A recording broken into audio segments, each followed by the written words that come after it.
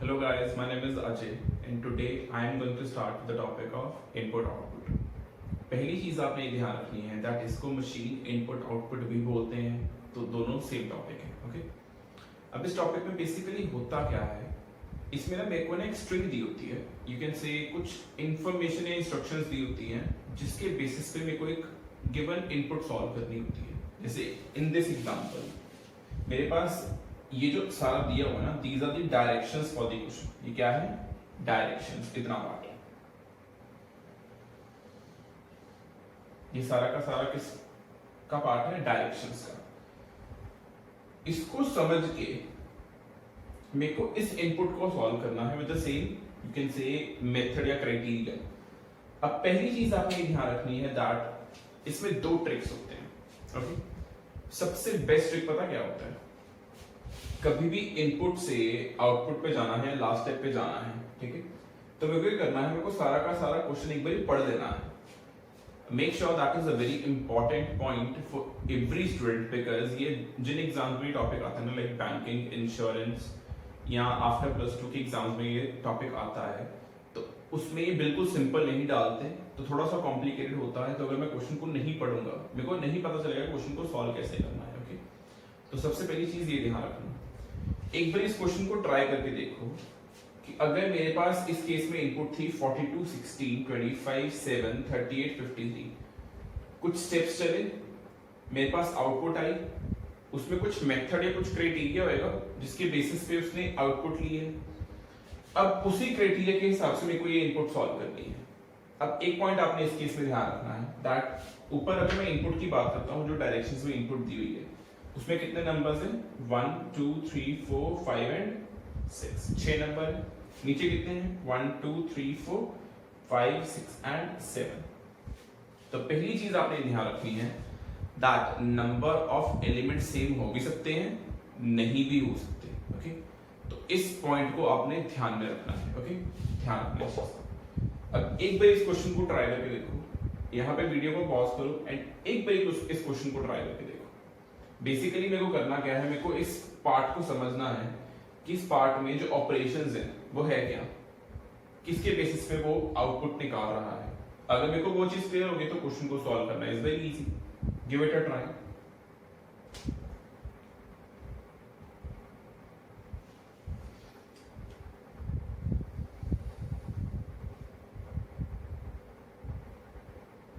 Okay, solution देखो।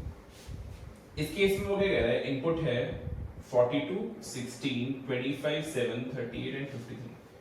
सबसे पहला इंपॉर्टेंट ट्रिक, अगर आपको क्वेश्चन को ज्यादा पढ़ने का टाइम नहीं बचा हुआ तो ये आप ट्रिक यूज कर सकते हो। अपना सबसे पहले आउटपुट पढ़ लो।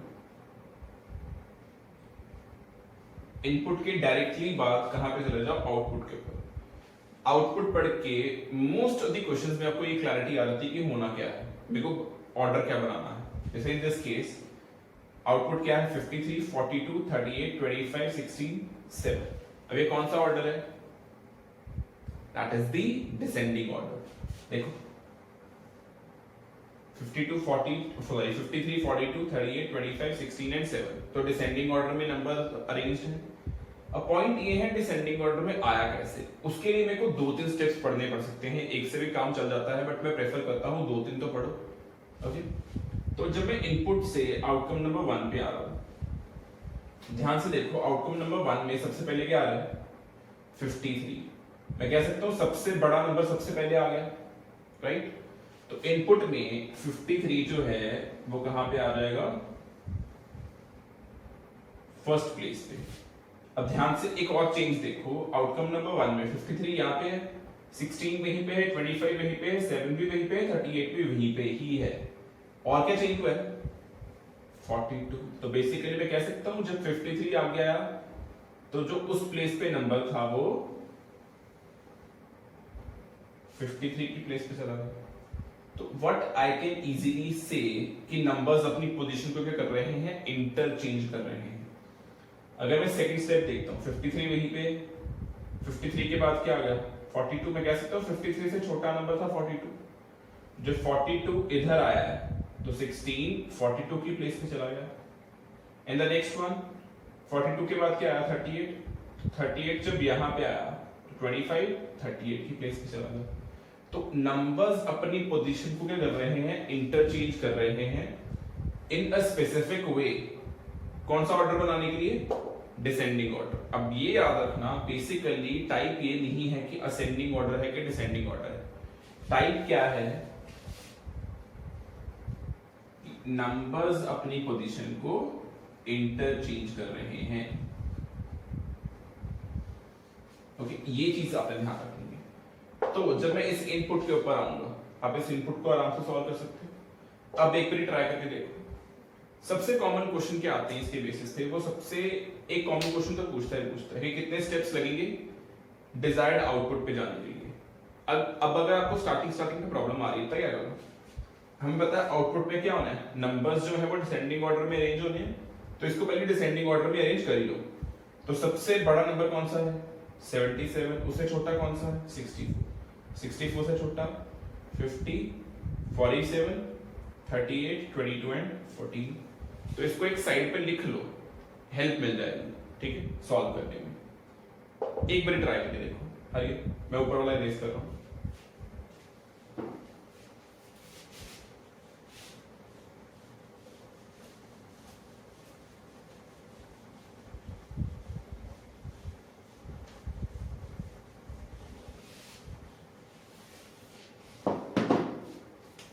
देखो अब आउटकम नंबर 1 में इस केस में क्या होएगा, 77 सबसे पहले आएगा एंड जो सबसे पहले नंबर है वो 77 की प्लेस पे चला जाएगा। तो स्टेप 1 क्या होना चाहिए मेरा, 77, 22, 64, बाकी सारे से 38, 14, 50 एंड 47, राइट, कुछ ऐसा। अब आउटकम नंबर 2 में क्या होना है, 77 से छोटा नंबर आएगा आगे। अब 77 से छोटा नंबर कौन सा है, 64। तो 64 यहाँ पे आ जाएगा एंड 22 जो है वो 64 की प्लेस पे चला जाएगा। तो सेकंड स्टेप मेरा कुछ ऐसा हो जाएगा।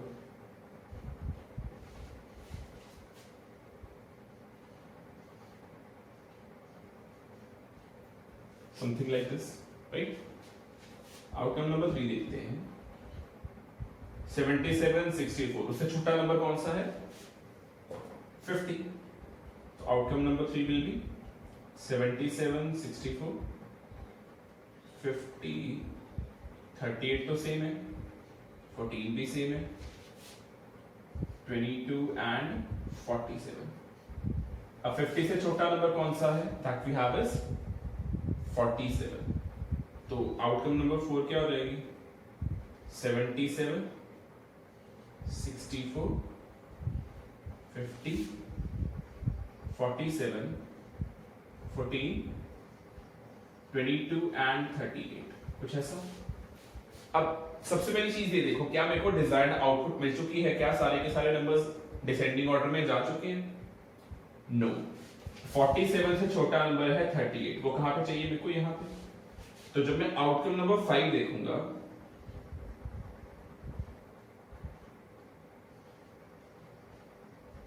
आया, 47 के बाद आ गया 38।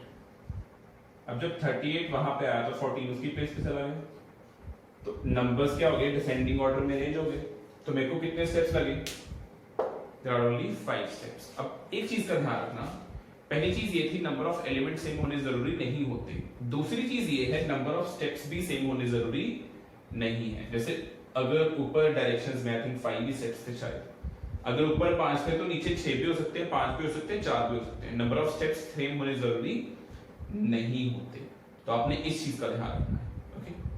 इसको नोट करो, हम एक और क्वेश्चन ट्राई करते हैं इसके बाद।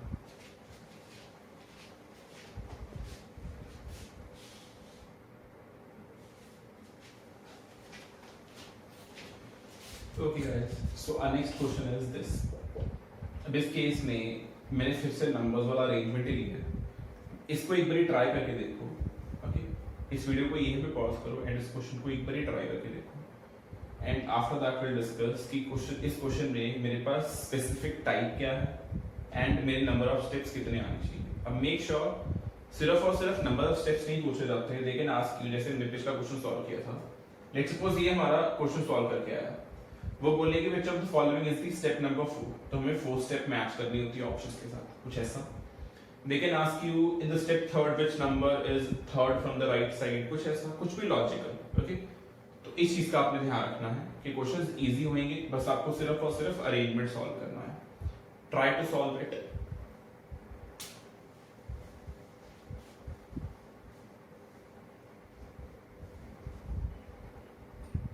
Pause the video here and try करो।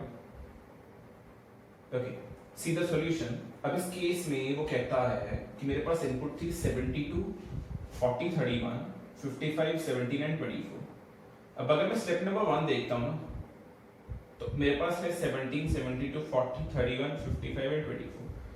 अब मोस्ट ऑफ द क्वेश्चंस क्या होता है, फर्स्ट स्टेप से कुछ समझ नहीं आती कई बारी, तो मैंने जैसे बोला था पहले अब लास्ट स्टेप देखेंगे।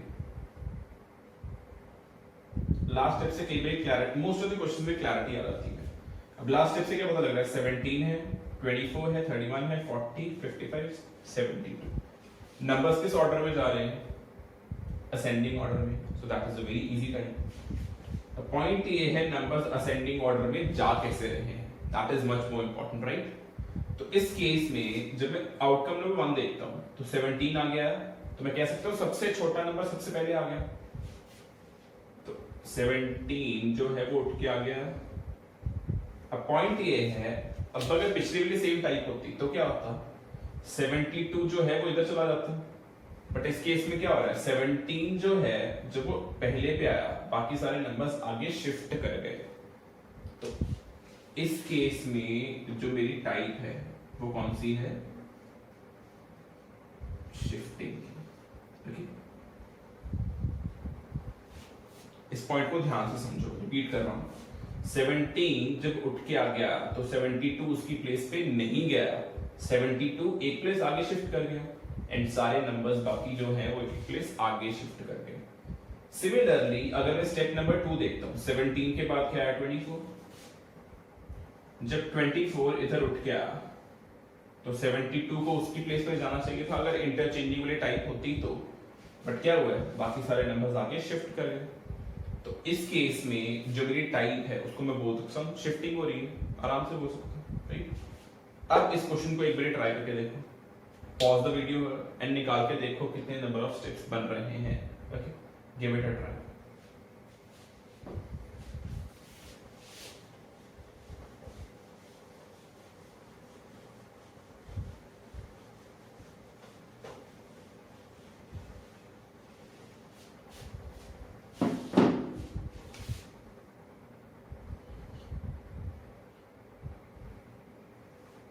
See the solution. Outcome number 1 में क्या होगा, सबसे छोटा नंबर इनमें से है 8, तो जब 8 आ गया है बाकी सारे नंबर्स आगे शिफ्ट कर रहे हैं।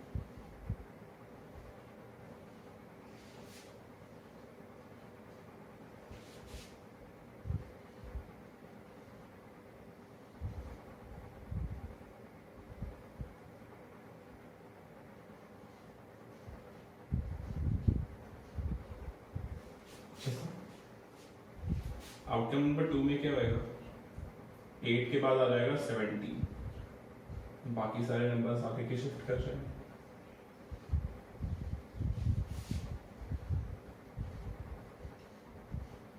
Something like this, right. Outcome number 3 में 8 के बाद आया 17, अब 17 से बड़ा नंबर है 20। अब स्टूडेंट्स यहाँ पे सोचते हैं इंटरचेंजिंग हो रही है।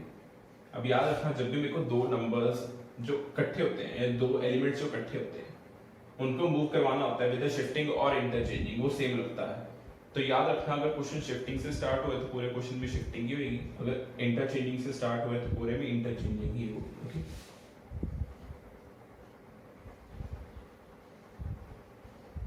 कुछ ऐसा। अब 20 से बड़ा है 35, स्टेप नंबर 4 में क्या होगा, 8, 17, 20, 35, 48, 64 एंड 51। अब ध्यान से पॉइंट समझो, 35 के बाद 48 चाहिए, वहीं पे है जहां पे चाहिए। तो ऐसे केसेस में स्टेप काउंट नहीं होता एक्स्ट्रा, तो मैं आउटकम नंबर 5 को सेम नहीं लिख सकता। ओके, ध्यान रखना इस चीज का।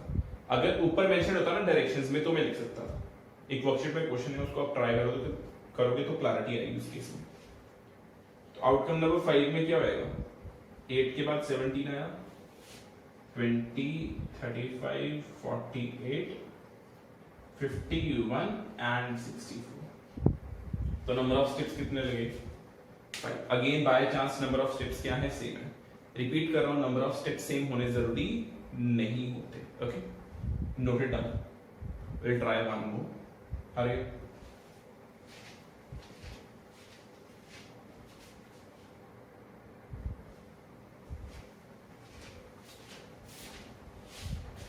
Okay guys, so next type is जिसमें मैं बात कर रहा हूं सिर्फ और सिर्फ वर्ड्स की। नंबर्स के केस में एक और टाइप आती है, वो आपकी वर्कशीट में दी हुई। अभी मैं उसको डिस्कस नहीं कर रहा बिकॉज वो थोड़ा सा कॉम्प्लिकेटेड होता है उसको डिस्कस करना। ओके, तो एक बार ट्राई कर लेना, हम डाउट ले लेंगे उसके। अब इन दिस केस मैं सिर्फ और सिर्फ इसकी बात कर रहा हूँ वर्ड्स की। पहली चीज, नंबर ऑफ वर्ड्स जितने मर्जी हो सकते हैं उससे फर्क नहीं पड़ता। ओके, अब इस केस में देखो मेरे को क्या करना है, सेम तरीका, इनपुट से आउटपुट पे जाना है, कुछ स्पेसिफिक टाइप होगी, उसके बेसिस पे नीचे दी हुई इनपुट को सॉल्व करना है। एक बार ट्राई करके देखो इस क्वेश्चन को, इस वीडियो को यहीं पे पॉज करो एंड इस क्वेश्चन को एक बार ट्राई करके देखो। हरी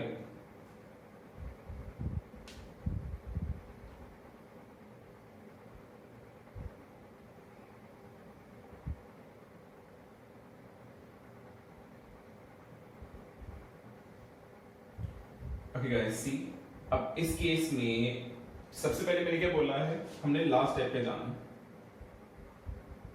तो लास्ट स्टेप इस केस में क्या है, words are arranged in ascending order और I can say words are arranged in dictionary order. That is my choice कि मैं क्या बोलना चाहता हूं। अब पॉइंट ये है डिक्शनरी ऑर्डर या असेंडिंग ऑर्डर बना कैसे, उसके लिए मैं स्टेप नंबर 1 पे जाऊंगा। लेफ्ट पे शिफ्ट हुआ एंड बाकी सारे नंबर्स आगे चले गए। सेकंड में एंड वहीं पे था जहां पे चाहिए था, एंड के बाद आया डे, बाकी सारे नंबर्स आगे चले गए। In the next one healthy आया, फिर कीप्स आया। तो मेरे पास क्या हो रहा है, वर्ड्स के केस में शिफ्टिंग हो रही है। वर्ड्स क्या कर रहे हैं, शिफ्ट कर रहे हैं। एंड ऑर्डर क्या चाहिए, असेंडिंग ऑर्डर या फिर डिक्शनरी ऑर्डर। अब इस केस में मेरे को सेम बनाना है। एक बार इसको ट्राई करके देखो हरी, अगर किसी ने ट्राई नहीं किया तो। अब इस केस में क्या होगा, सबसे छोटा वर्ड है अ, तो हमटी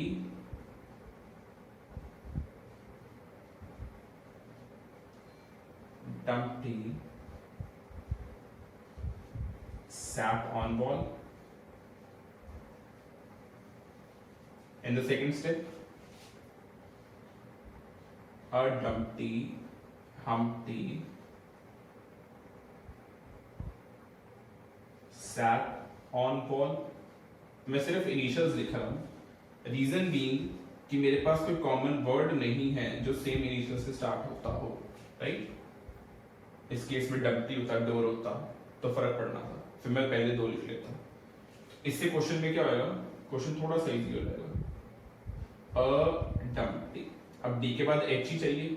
अब देखो अ के बाद एन चाहिए था, तो हमने कोई स्टेप काउंट नहीं किया था एक्स्ट्रा, तो नीचे भी कोई स्टेप काउंट नहीं होगा, तो हम नेक्स्ट वर्ड देखेंगे। अब एच के बाद क्या आना है, ओ, तो ओ लेफ्ट पे शिफ्ट होगा and I get the output. कितने स्टेप्स लगे, 3। अब इस केस में नंबर ऑफ स्टेप्स सेम नहीं है, राइट। तो जिसमें मैंने बोला था नंबर ऑफ स्टेप्स सेम होने जरूरी नहीं होते, ठीक है। अब मेक श्योर ऐसे क्वेश्चंस को करने के लिए एक शॉर्टकट होता है, बट मैं अभी के लिए वो डिस्कस नहीं कर रहा, ठीक है, because that is you can say tricky way. पहले हम कंसेप्ट समझ लें, फिर शॉर्टकट से क्वेश्चन को सॉल्व करना इज वेरी इजी। अगर कंसेप्ट समझ आएगा तो शॉर्टकट भी आराम से समझ आएगा, ओके। इसको नोट करो, एक और क्वेश्चन डिस्कस करते हैं ऐसा ही कुछ, ओके।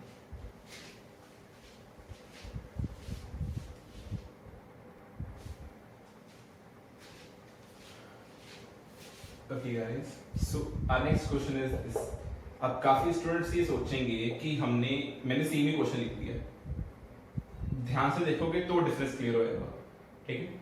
अब इस क्वेश्चन को एक बार ट्राई करके देखो, इस वीडियो को यहीं पे पॉज करके, थोड़ा सा ट्रिकी लगेगा, ठीक है, ध्यान से give it a try, hurry up, take 2-3 minutes, आराम से इसको ट्राई करके देखो।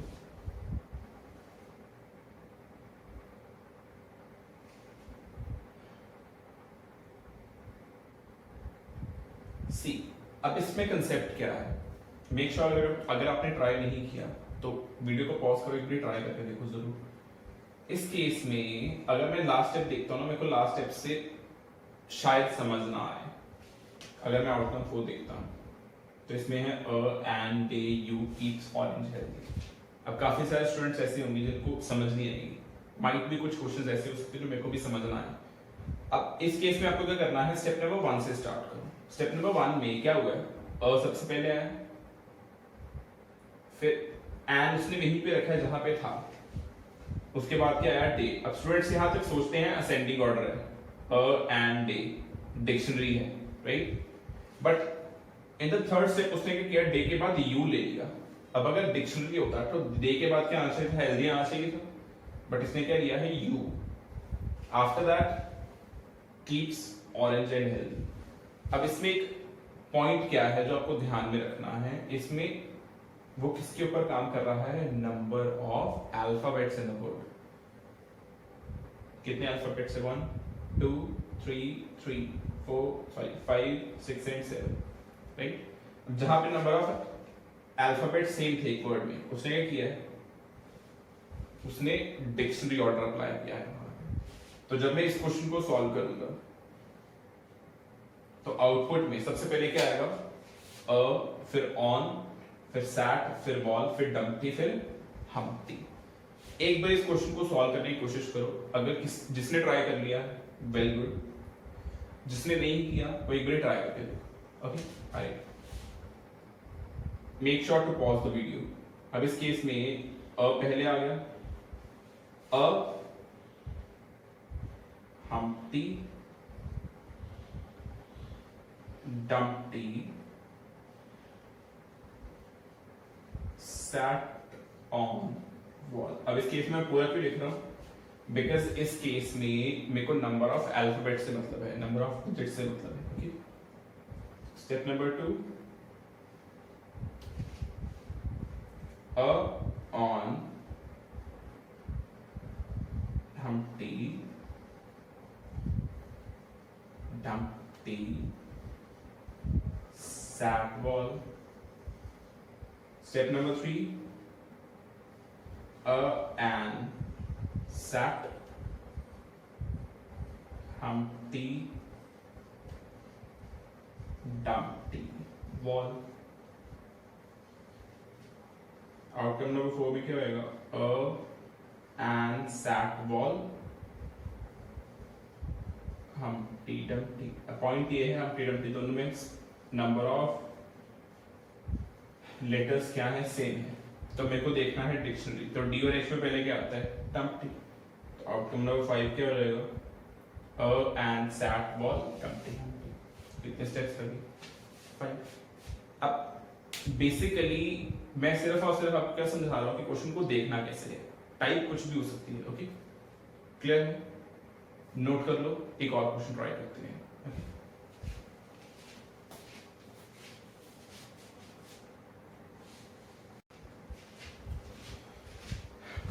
Okay guys, so our next question is this। अब इस केस में देखो मेरे पास वर्ड्स भी हैं, नंबर्स भी हैं। टाइप काफी ज्यादा इजी होती है अगर आप ध्यान से पढ़ो तो। ओके, अब फिर से रिट्रिक कि मैं सबसे पहले क्या करूंगा, इनपुट से लास्ट तक लिखूंगा। अगर वो क्लैरिटी नहीं आती तो मैं पूरा का पूरा क्वेश्चन पढ़ूंगा। Give this question a try, make sure question को ध्यान से पढ़ो पहले, उसके बाद ट्राई करने की कोशिश करो। वीडियो को यहीं पे पॉज करो and give this question a try. हरिया,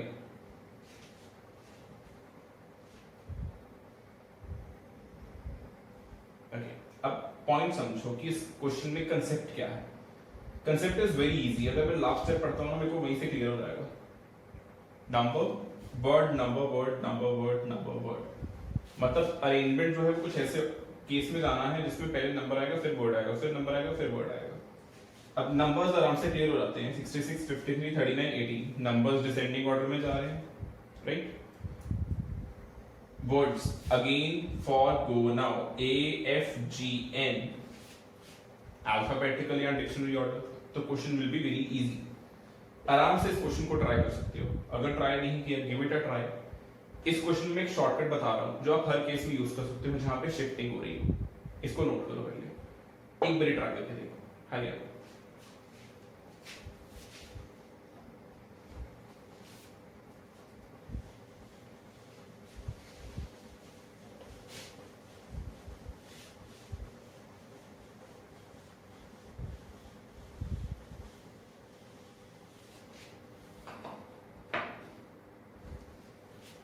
देखो अब इस क्वेश्चन में कैसे शॉर्टकट यूज कर सकता हूं, ध्यान से देखना। सबसे पहले मैं क्या चाहिए नंबर, सबसे बड़ा नंबर कौन सा है 71। अब इसको मैं सर्कल मार के क्रॉस करके लिख दूंगा नंबर 1। इसका मतलब है 71 लेफ्ट पे शिफ्ट हुआ, बाकी सारे तो सेम सेम आ जाएंगे ना, कुछ और तो चेंज आएगा नहीं। अब उसके बाद मेरे को चाहिए सबसे छोटा word according to the dictionary.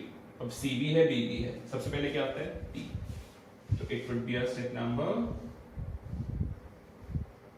2। साथ में लिख लिख के देख सकते हो आराम से कि पहले 71 आएगा फिर बीच आएगा, बाकी सारे तो वैसे के वैसे रहने हैं। अब 71 के बाद आएगा 57, तो ये आ गया स्टेप नंबर 3। अब पॉइंट ये है बीच के बाद आना है चांप। अब यहाँ पे स्टूडेंट्स गलती करते हैं, वो स्टूडेंट्स को सर्कल मार के ना यहाँ पे लिख देंगे 4। अब ध्यान से समझना, जब मैं इसको लिखूंगा ये कुछ ऐसा होएगा 71 बीच 57 champ wise 24 44 and Heinz, कुछ ऐसा। अब ये है हमारा स्टेप नंबर 3। अब पॉइंट ये है 57 के बाद क्या आना है चैम्प आना है, राइट, बी से बड़ा सी। अब वो तो वही प्लेस पे है जहां पे मेरे को चाहिए, उसी प्लेस पे है ना। अब हमने ऊपर एक जब डायरेक्शंस की थी उसमें ऐसा ही कुछ था कि कोई वर्ड जो था आई थिंक दैट वाज गो जो था वो अपनी पेस पे था, तो उसने स्टेप काउंट नहीं किया था, तो इस केस में चैम्प के लिए स्टेप काउंट नहीं होगा। अब यहाँ पे समझ आ जाएगी, यहाँ पे कैसे समझ आ जाएगी शॉर्टकट के केस में। शॉर्टकट के केस में इसको समझने के लिए आपने देखना है बाकी जो चीजें बच गई है ना, एंड जो मेरे को नेक्स्ट एलिमेंट चाहिए अगर वो सबसे लेफ्ट पे है ना बची हुई चीजों में से, याद रखना बची हुई चीजों में से, तो उसके लिए स्टेप काउंट नहीं होता। तो यहाँ पे मैं चैम्प को सर्कल करके क्या कर दूंगा, मेरे को कुछ लिखना तो है ही, तो 3A, क्योंकि मेरे को पता होना चाहिए इसने 57 के बाद आना है।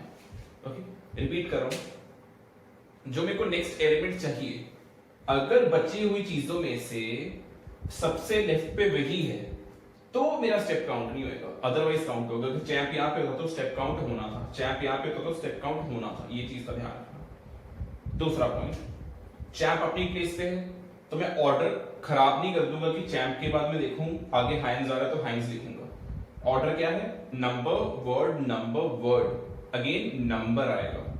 71 हो गया 57 हो गया, 57 से छोटा क्या है 44, it will be our step number 4 because हम 3 ऑफ A तक गए थे, मतलब स्टेप काउंट नहीं हुआ था। अब 3 ऑफ A क्यों लिखा मैंने, ताकि मेरे को पता रहे 57 के बाद चैम्प ने आना, फिर किसने आना है 44। अब चैम्प के बाद वर्ड क्या है हाइंस, तो ये बन गया हमारा स्टेप नंबर 5। अब स्टेप नंबर 5 तो देखो, अगर मेरे को स्टेप 5 तक जाना है तो कैसे जाऊंगा, 71 बीच 57 चैम्प 44 हाइंस, उसके बाद क्या बच गया बाई साइड 24, वैसे लिख दूंगा, राइट। 5 स्टेप्स मिल गए।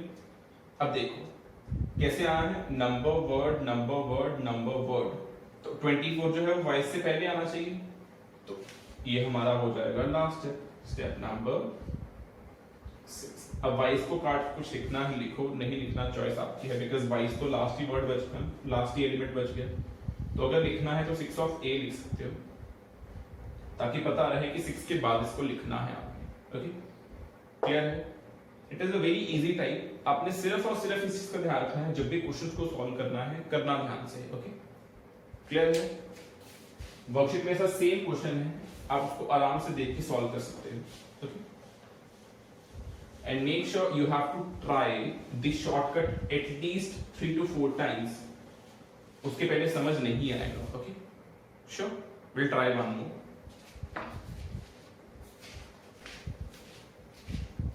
Okay guys, so this is our next question. इसको एक बार ट्राई करके देखो. हरी, make sure to pause the video and give this question a try. It is a different one. जो हमने अभी तक किए हैं उनसे काफी डिफरेंट है. ध्यान से सॉल्व करना. ओके,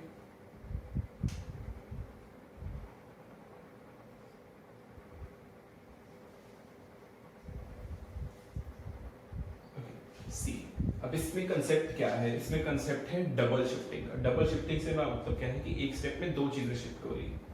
जैसे अगर मैं स्टेप नंबर 1 देखता हूँ या लास्ट स्टेप देखूं पहले, तो मेरे को ये क्लैरिटी आ जाएगी कि नंबर्स जो है वो सेंडिंग ऑर्डर में जाने चाहिए, वर्ड्स भी सेंडिंग में जाना चाहिए. इस तरीके से अगर मैं देखता हूँ तो ओके. बट कंसेप्ट इस केस पे पूरा ये नहीं है. अगर मैं नंबर्स के अकॉर्डिंग जाऊँ, फर्स्ट स्टेप में क्या हो रहा है? 7 इधर आ रहा है, 19 ओपिनियन, 91 पीनट्स, लवली, 38 उधर क्या चला गया? पॉपी. सेकंड स्टेप देखता हूँ, 19 वहीं पे था जहां पे चाहिए था, उसने 38 को शिफ्ट किया. तो मैं ये तो कह सकता हूँ कि नंबर्स जो हैं वो सेंडिंग ऑर्डर में जा रहे हैं बड़े आराम से. बट वो वर्ड्स किस हिसाब से अरेंज कर रहे हैं ये ध्यान से देखो. पहले पॉपी उधर गया, फिर पीनट्स उधर गया, फिर ओपिनियन उधर गया एंड लवली बच गई. तो वर्ड्स जो हैं वो किस ऑर्डर में आ रहे हैं? इधर को the words are in the descending order. तो आपने इस चीज का ध्यान रखना है. ऑर्डर किसके बेसिस पे बन रहा है हमें उससे मतलब है. जो आउटपुट में ऑर्डर है हमें उससे मतलब नहीं होता है ऐसे क्वेश्चंस में जब डबल शिफ्टिंग हो रही हो. ओके, तो इसको एक बार ट्राई करके देखो, फिर हम डिस्कस करते हैं. Hi, pause the video and give this question a try.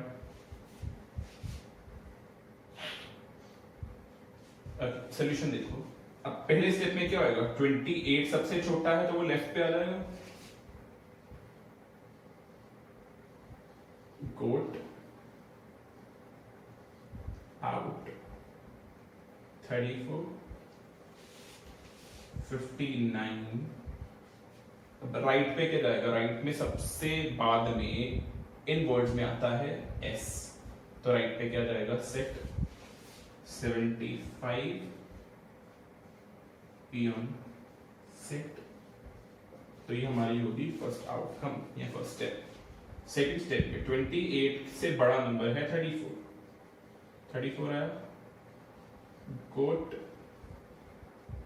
मैंने यहां तक लिखा. सबसे पहले मैं देखूंगा सेट के बाद मेरे को चाहिए पीएन, वहीं पे है जहां पे चाहिए. 7 के बाद मेरे को चाहिए था 19, वहीं पे था जहां पे चाहिए था. तो उसने नेक्स्ट नंबर देखा, तो इस केस में मैं नेक्स्ट वर्ड देखूंगा एस पी. उसके बाद ओ आएगा. तो हमारा नेक्स्ट स्टेप क्या आएगा? 59 75 out pn set.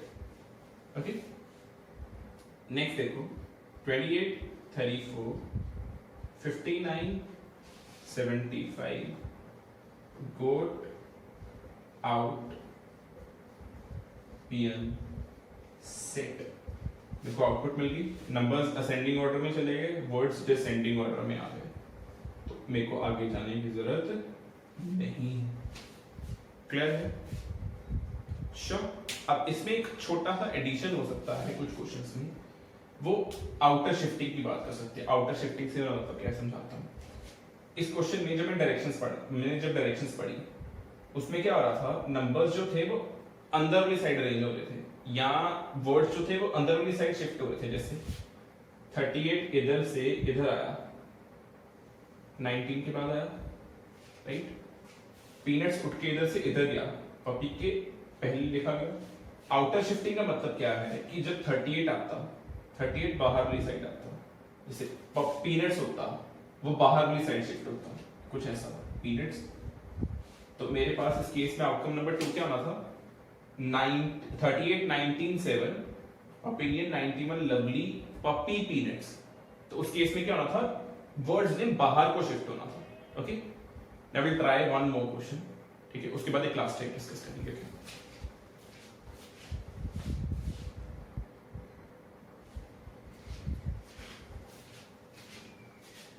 Okay guys, so our second last question is this.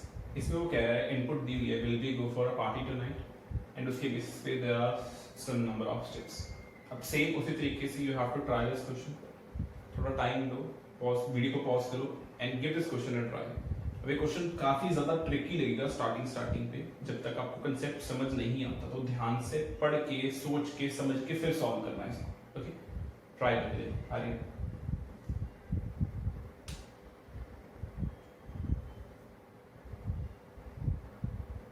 सी, अब इस क्वेश्चन में जो मेरे पास टाइप है ना, वो लास्ट स्टेप से तो वैसे समझ नहीं आएगी, ठीक है, मोस्ट ऑफ द स्टूडेंट्स को, एंड आई कैन से 90% ऑफ द स्टूडेंट्स को नहीं समझ आएगी लास्ट स्टेप से, तो मेरे को पूरा का पूरा क्वेश्चन पढ़ना पड़ेगा।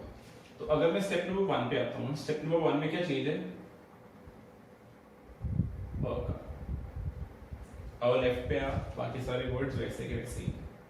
सेकंड स्टेप में अगर मैं देखूँ ना, वहीं पे है, विल, बाकी सारे वर्ड्स वहीं पे है, चेंज क्या है, फॉर का। सबसे पहले चेंज ढूंढो। नेक्स्ट स्टेप पे किसका चेंज आया, गो का, फिर किसका चेंज आया, पार्टी का, फिर किसका चेंज आया है, टुनाइट का। तो अगर ध्यान से आप देखो तो शिफ्टिंग कैसे जा रही है, या टाइप कैसे मूव कर रही है, left right, left right left, तो आप कह सकते हो ऑल्टरनेट शिफ्टिंग हो रही है, राइट। ध्यान से देखो, अगर मैं फर्स्ट स्टेप देखता हूं तो जो है वो लेफ्ट पे आया, सेकंड स्टेप पे क्या हो रहा है, फॉर जो है वो राइट पे चला गया, एंड सो ऑन ऐसे टाइप जा रही है। अब टाइप है क्या, type is basically the ascending order या डिक्शनरी ऑर्डर। अगर आप ध्यान से देखोगे, A F G P T V will, अब वी उधर क्यों है, बिकॉज ई पहले आता है आई से, राइट। तो टाइप इजी है, सिर्फ और सिर्फ टफ इसलिए है बिकॉज एक ही तरह के एलिमेंट्स हैं। अगर इसमें वर्ड्स प्लस नंबर्स होते तो फर्क नहीं पड़ना था, आपको बड़े आराम से समझ आ जानी थी, बट इस केस में क्या था, सिर्फ और सिर्फ वर्ड्स थे, दैट इज व्हाई क्वेश्चन थोड़ा कॉम्प्लिकेटेड हो गया। अब इसको सॉल्व करके देखो, ट्राई करके देखो, एंड देखो कितने स्टेप्स आ रहे हैं। हरिए,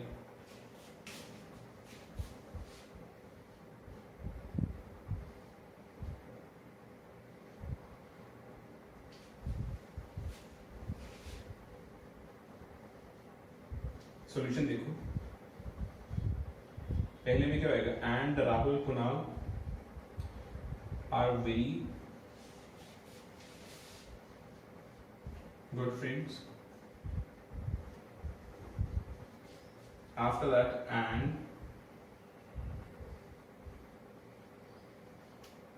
Rahul Kunal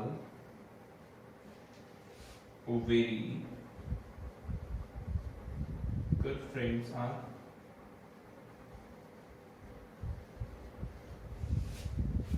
right।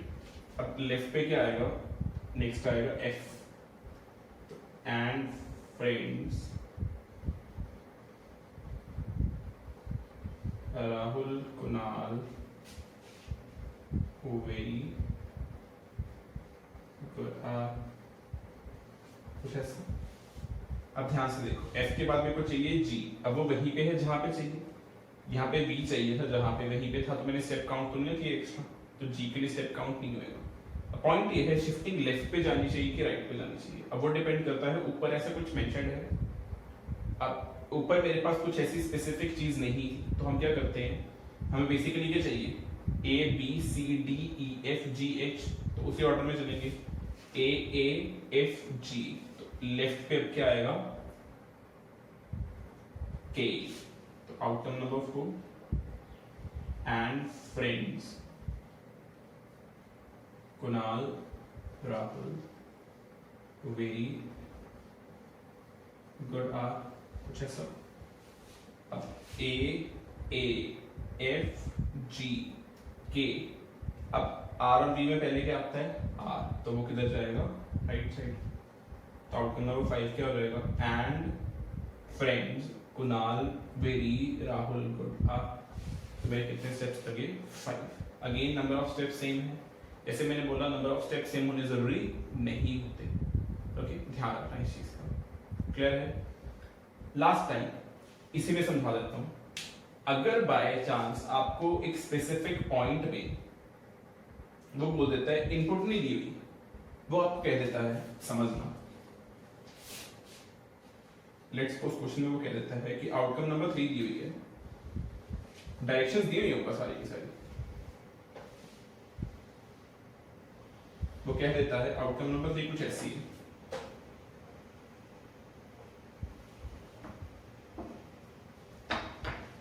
This is the outcome number 3। वो कहता है इससे इनपुट निकाल के बताओ। एक सिंपल सी चीज समझो यार, in this case there is a logic, right? तो अगर यू कैन से इनपुट ये नहीं भी होती, इनपुट होती go will be a for party tonight, तभी मेरे पास जो आउटपुट थी वो तो यही बननी थी। नंबर ऑफ स्टेप्स सेम नहीं होंगे, 4 हो सकते हैं, 5 हो सकते हैं, 6 हो सकते हैं, बट पॉइंट ये है ऑर्डर तो यही बनेगा ना, क्योंकि मेरे पास क्या है, एक स्पेसिफिक लॉजिक है। कौन सा? Left right shifting, alternate shifting का। तो इनपुट कुछ भी हो, आउटपुट तो सेम आएगी ना। सिमिलरली इसमें आउटकम नंबर 3 अगर दी हुई है, आउटपुट तो मैं निकाल लूंगा। लेट्स सपोज वो कहता है आउटकम नंबर दी है, मेरे को पता है आउटपुट मेरे को चाहिए ऑल्टरनेट शिफ्टिंग होनी चाहिए, तो मैं वो बना लूंगा। बट अगर वो कहता है इनपुट निकालो, तो क्या मैं इनपुट डिफाइन कर सकता हूं? नहीं कर सकता। एक सिंपल सा रीजन है कि अगर मैं इस इनपुट को चेंज भी कर दूंगा डायरेक्शंस में, तो आउटपुट तो सेम आएगी। सिमिलरली यहाँ पे इनपुट क्या थी मेरे को कैसे पता लगेगा, राइट? तो जब भी मेरे पास कोई स्टेप दिया होता है एंड मेरे को उसके पीछे वाले स्टेप पे जाना है, मतलब यू कैन से 2 से 1 पे जाना है, 2 से इनपुट पे जाना है, या 3 से 1 पे जाना है, 3 से इनपुट पे जाना है, तो मैं डिफाइन नहीं कर सकता। तो उस केस में आंसर क्या होता है? Can not be determined. But एक टाइप होती है जिसमें मैं डिफाइन कर सकता हूँ, ठीक है? याद रखना, मैं in most of the types define नहीं कर सकता। तो हमने यही लेके चलना है कि मैं डिफाइन नहीं कर सकता अनलेस अनटिल मेरे पास एक क्वेश्चन आया जिसमें मैं डिफाइन कर सकता हूँ, वो करवाने लगूँ, ठीक है? तो इस पॉइंट का ध्यान रखना है कि अगर मेरे पास स्टेप दिया हो एंड मेरे को इनपुट निकालनी है, तो हमने वैसे लेके चलना है कि हम डिफाइन नहीं कर सकते on the safer side, okay? Because in most of the exams ये क्वेश्चन नहीं आता होता, ठीक? ध्यान रखना इस चीज का। लास्ट क्वेश्चन ट्राई करते हैं, पहले इसको नोट कर लो।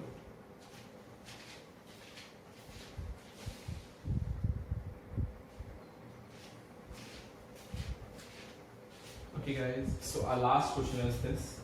अब इसमें समझने वाली चीज क्या है, दैट सबसे पहली चीज मेरे को ये देखनी है कि उसने बोला है आउटकम नंबर 3 अगर ये है, इनपुट निकालना। अब अगर मेरे पास कोई लॉजिक होगा तो मैं आंसर क्या मार्क कर दूंगा? कैन नॉट बी डिटरमाइंड, क्योंकि उस केस में मैं डिफाइन नहीं कर सकता। अब इस केस में देखते हैं क्या मैं डिफाइन कर पाता हूँ। अब ध्यान से देखो, अगर मैं इनपुट देखता हूँ, input is an apple a day keeps doctor away, okay?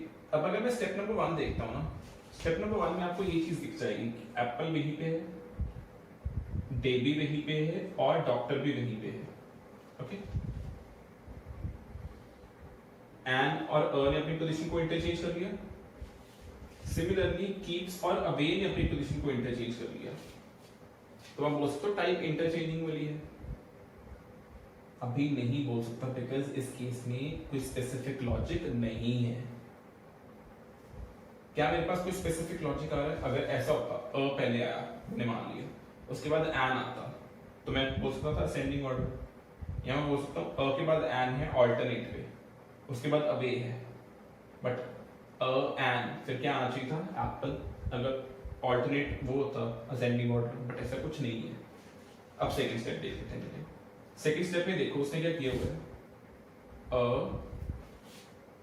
N away and keeps.